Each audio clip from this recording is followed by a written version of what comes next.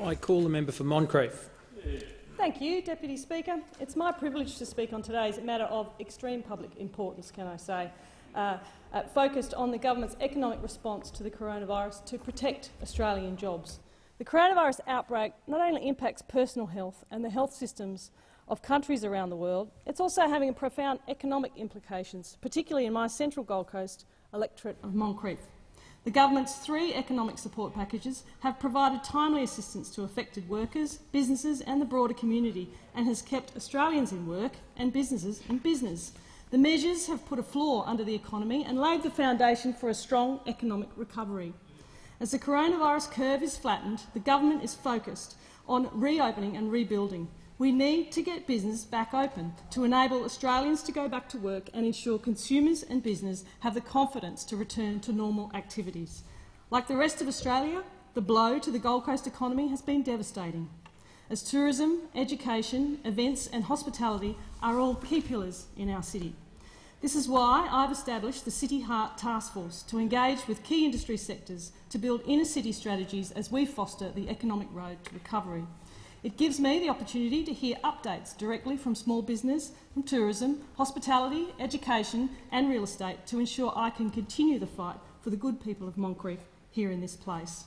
I would like to commend all those businesses in Moncrieff who have adapted during this tough time to keep their doors open and our people in jobs. It's been such an inspiration to see. Just a couple of examples for you, Deputy Speaker. Goldstein's Bakery on Chevron Island has moved online, so they've adapted their business right now, Mr Deputy Speaker. All Star Plastics in Southport, who have started manufacturing safety screens and aerosol. The Gold Coast Convention and Exhibition Centre in Broadbeach, who are using their tech facilities to assist schools, and they're using their kitchen to cook meals for those who need a bit of extra support at the moment. The government has taken decisive action to address the economic consequences of the coronavirus pandemic. The Morrison government has provided an historic wage subsidy of $1,500 per fortnight before tax. The $130 billion JobKeeper payment is helping 6 billion Australians and their employers to keep their staff in jobs and keep their business open. I commend the government's JobKeeper program, as do all business groups in my electorate of Moncrieff. There was an audible sigh of relief in the street when it was announced, Mr Deputy Speaker. An example of the flow-on effects can be seen at the Southport Yacht Club. I recently caught up with the General Manager, Brett James, who said JobKeeper has enabled him to keep his staff on. The Yacht Club has a lot of senior members who have needed to isolate for their own safety. The JobKeeper program enabled Brett's team to call and check in on their senior citizen membership. Can I commend Brett and his team on their touching initiative?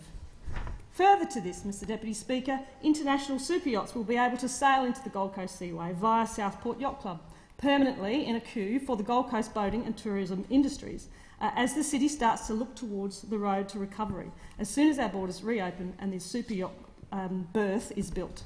I'm pleased to have worked with Minister Dutton to deliver the permanent border clearing station, which is a vote of confidence for our city during these tough times. A single super yacht is worth thousands of dollars to the Gold Coast economy per day, so this is one more step in building the Gold Coast as one of the world's greatest super yacht destinations, boosting our tourism industry and creating local jobs. Gold Coast theme parks will receive a funding lifeline, with the Morrison government unveiling a nationwide $94.6 million support package to help them get through the COVID-19 crisis. This funding will assist exhibiting zoos and aquariums with the fixed operational costs associated with caring for their animals. It will also help to ensure they can remain viable and ready to welcome visitors once restrictions are eased. This is a lifeline for the Gold Coast theme parks, such as SeaWorld in my electorate, where revenues dried up as a result of the impacts of COVID. At the beginning of the crisis, I held a meeting with Village Roadshow, Dreamworld and the Minister for Trade, Tourism and Investment, Simon Birmingham, to discuss how best to support our tourism icons during this time to ensure they can bounce back once restrictions ease. Our theme parks are a major draw card for our region and deliver huge positive flow-on effects to our local economy. Families from around Australia love them, Mr Deputy Speaker, and we look forward to welcoming them back on the road ahead.